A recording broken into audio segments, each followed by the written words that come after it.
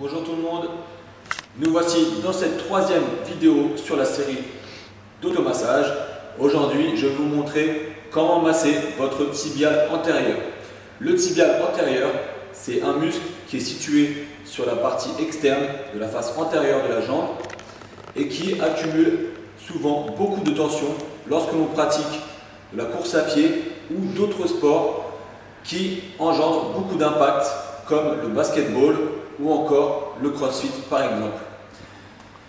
Ces impacts, ces tensions qui sont accumulées peuvent amener à des périostites ou voire même dans le pire des cas à des ruptures de fatigue.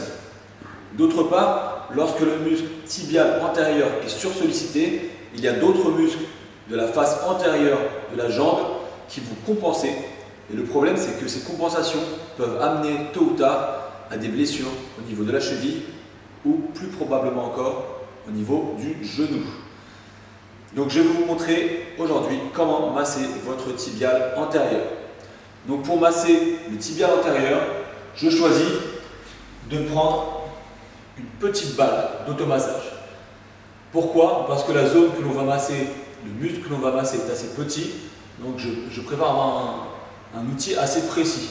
Si vous n'avez pas ce type de balle aussi petit, ce n'est pas très grave, vous pouvez prendre des balles de taille moyenne, ça fera parfaitement l'affaire. Donc, pour réaliser cet automassage, premièrement, si vous êtes en jogging, je vous invite à masser directement sur la peau. Donc, la zone qui va être massée, elle commence ici, à partir du deuxième tiers du tibia.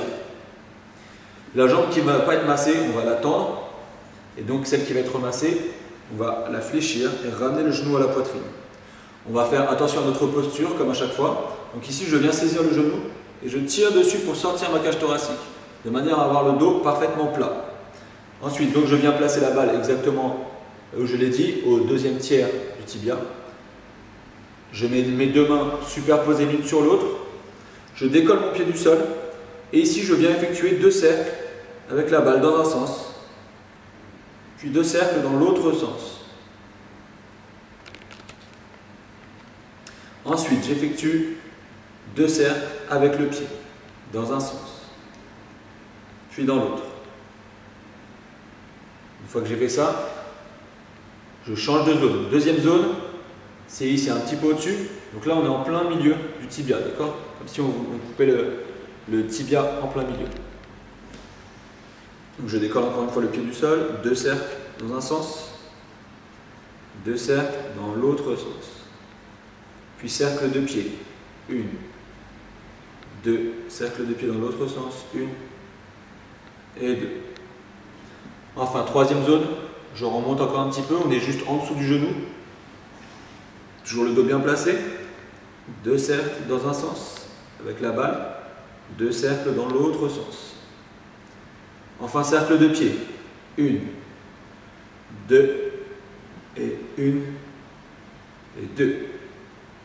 Donc voilà, ça c'est le massage pour le tibial antérieur. Donc je récapitule. Déjà, le muscle est situé sur la face externe de la jambe. On va venir ici commencer au deuxième tiers du tibia. Donc on commence là. Ensuite, on monte un petit peu. Ça nous donne en plein milieu du tibia. Et enfin, on monte un petit peu et on est juste en dessous du genou. Pour mettre en évidence l'efficacité de l'automassage, puisque c'est ce que je vous montre depuis déjà les deux épisodes précédents, je vous montre à chaque fois des manières de mettre en évidence l'efficacité de l'automassage. Je vais venir placer mon pied sur une surface surélevée. Donc là, j'utilise un bloc de yoga, mais ça peut être un livre, n'importe quel objet. Et je vais venir dessiner les premières lettres de l'alphabet avec mon pied.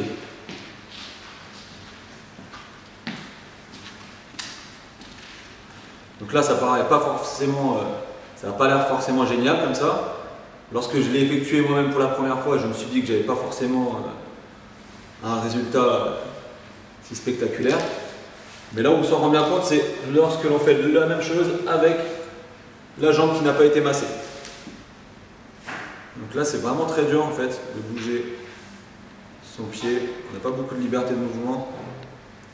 Et donc là, on se rend bien compte de l'impact positif qu'a eu l'automassage. Donc voilà, j'espère que cette vidéo sur les automassages du tibia antérieur vous aidera. Je vous dis bon entraînement à toutes et tous et à bientôt pour la suite de ces vidéos sur les automassages.